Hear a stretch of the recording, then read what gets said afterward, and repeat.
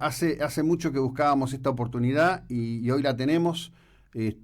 Vamos a compartir con ustedes esta conversación con María Eugenia Estensoro. María Eugenia, buen día. Desde ya, muchísimas gracias por habernos concedido estos minutos que vamos a desplegar de ahora en más. ¿Cómo están? Encantada, muchas gracias. Bueno, bien, bien. Y queriendo escucharla a usted sobre este controvertido tan intenso, al respecto del cual usted se ha expresado en diversas columnas que yo he seguido y leído con mucha atención, que en este momento tuvo una suerte de paso de cambio con la definición de la jueza Loretta Presca, en lo que parecía que era algo ya servido en demérito de los intereses de la Argentina y que puede significar el primer paso a la apertura de lo que está detrás de Buford Capital y básicamente lo que tiene que ver con el grupo Petersen, los Eskenazi y su relación con los Kirchner, ¿no?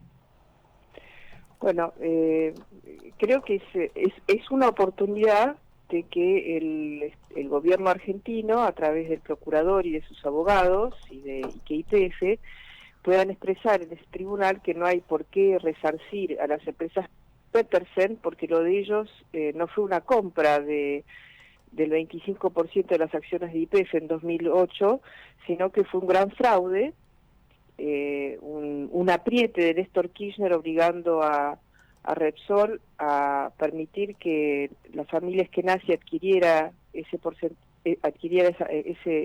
porcentaje de acciones de la empresa, pero sin poner plata, con un préstamo que le hizo la propia Repsol y con el préstamo de un consorcio de bancos que se sospecha además que la garantía eran los famosos fondos de Santa Cruz, que se fugaron de la provincia cuando Néstor Kirchner era gobernador. O sea que todo una gran corrupción, que toda la documentación ya está acá en la Argentina en el juzgado del juez Ariel Lijo. Bueno, ahí dijo el expediente ese, yo la verdad que no sé si le cantan el arrorró al expediente, pero es obvio que lo tienen dormido, Así es. ¿no? Bueno, yo he tenido en mis columnas, si usted siguió, que escribo desde hace un par de años, advirtiendo que si el gobierno no cambiaba de estrategia, íbamos a terminar una cosa ya increíble, porque hemos perdido tantos juicios internacionales por estatizaciones y por violación de contratos. Bueno, el gobierno pensó que iba a convencer a la jueza de Nueva York que este juicio se tenía que sustanciar en la Argentina y no en Estados Unidos. Como YPF cotiza en la bolsa de Nueva York, entonces estas empresas han ido a reclamar allá su derecho a ser resarcidas como Repsol fue resarcidas en ese momento. Yo siempre dije que en realidad tendrían que haber denunciado que había sido un gran fraude la adquisición de YPF por el grupo Petersen, y tendrían que haber mostrado todas las pruebas desde el inicio, y además obligado, mostrando también pruebas y haciendo una querella activa, obligado al juez Lijo a despertar la causa, porque hay muchísimas pruebas en el juzgado presentadas por Elisa Carrió desde el 2008, después también Mario Cafiero hizo una denuncia, Ricardo Paz Herrera, un pequeño accionista de la empresa que juntó muchísima información y los números de cuenta, de las transferencias, etcétera, para mostrar que fue un vaciamiento este arreglo que hicieron los Eskenazi y Petersen con Repsol, donde se fueron retirando 4.000 millones de dólares en solo 3-4 años, que fue el arreglo de retirar ganancias por encima de las ganancias que tenía la empresa, por retener el 120% de las ganancias que tuvo la empresa en esos años, lo cual hizo que la empresa colapsara la producción de gas y petróleo de Argentina y todos los problemas que después tuvimos. Para mí, espero que la jueza acepte ahora investigar, ¿no?, quiénes son cómo fue toda la maniobra de adquisición y cómo llegó este fondo de abogados, como una especie de carancho, fondo buitre, a comprar las acciones, y que vea que no hay nada que resarcir. Pero es un tema difícil ya en este momento. Claro. Ahora, en ese esquema, pregunto si usted ha podido ver o advertir qué es lo que puede pasar con la presentación que se hizo en los tribunales de España, en Madrid concretamente, de lo cual, a diferencia de lo que suele ocurrir en los tribunales de New York, hay muy poca información, ¿no? Mire, yo hablé con especialistas en Europa, ¿no?, que conocían bien el caso. abogados, Ujú. y así como en Nueva York el mercado financiero está confiado que Burford va a ganar el juicio y por eso las acciones de este fondo han aumentado notablemente, ¿no? Ujú. Porque ahí se ha revalorizado el Claro, fondo este. En Europa dicen que no creen, que creen que el tribunal donde se sustancia la quiebra porque Petersen, no sé, para que los oyentes ujú, vean, es tal la locura de toda esta maniobra. Néstor Kirchner convenció a Repsol, o los presionó para que argentinizaran YPF. Se necesitaba ujú. un socio argentino que adquirió el 25%, Enrique Eskenazi y Sebastián Eskenazi, sus testaferros, que era para argentinizar YPF, pero ellos crearon dos empresas en España, dos empresas fantasma que no tenían ni capital, ni historia en petróleo, Ujú. donde se transferían los fondos, ¿no? El retiro de ganancias que hacían, ¿no? Claro. Entonces, aunque se argentinizó la empresa, en realidad era una empresa española, Ujú. cuyo accionista final holding estaba en Australia, o sea que la argentinización fue un fraude porque no se argentinizó.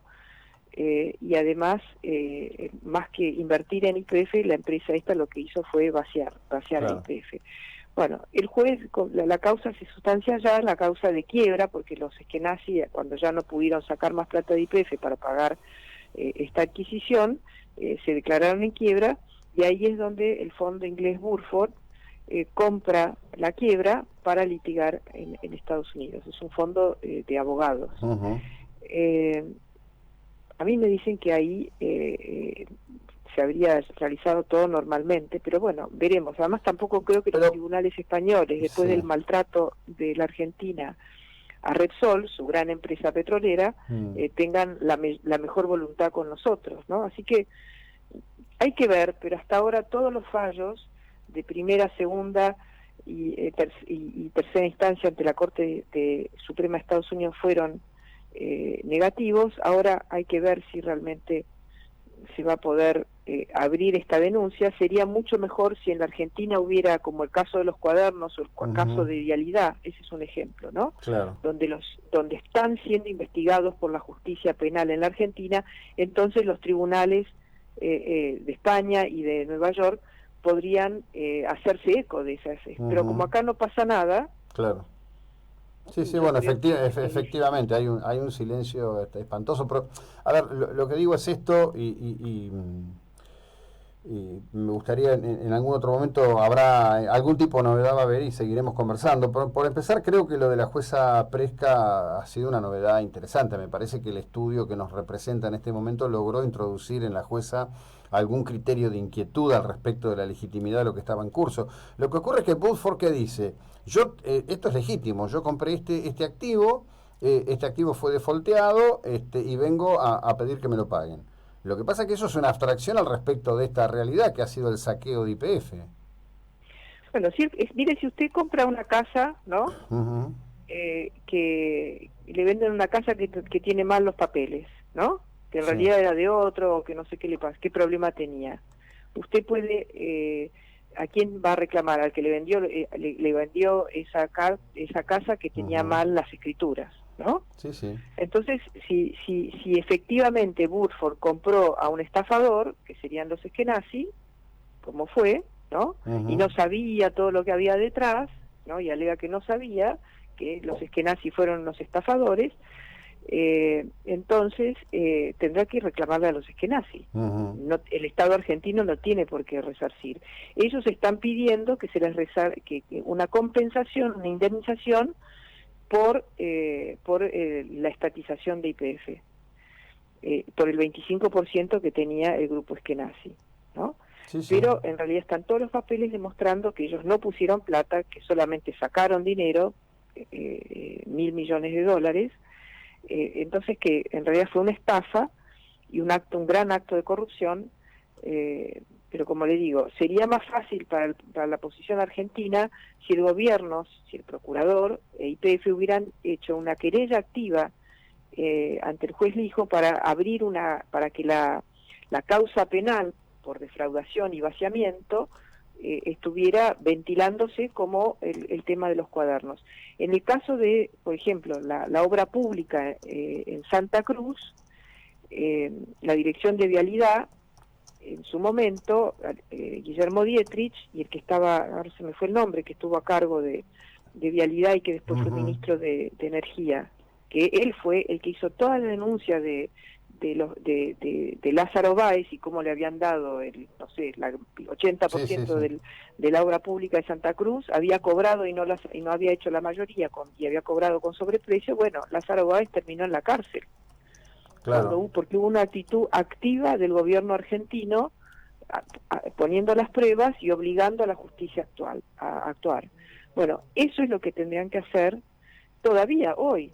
Eso tendrían que estar haciendo ante el juez Lijo, mostrando las pruebas, denunciando públicamente acá, porque entonces eso rebotaría en el exterior. Pero si acá no pasa nada, ¿por qué van a pensar que realmente ha habido una situación, un fraude tan escandaloso como lo que están ahora diciendo en Nueva York? ¿Entienden lo que digo? Sí, no, está clarísimo. A ver, la matriz de todo es propia, siempre.